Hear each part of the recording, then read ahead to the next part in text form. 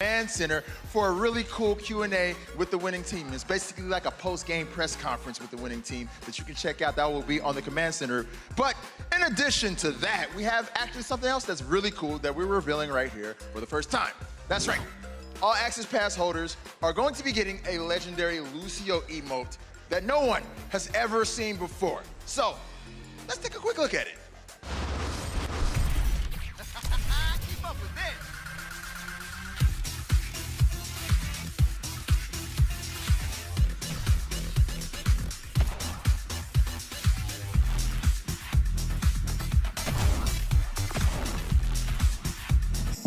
Hold on.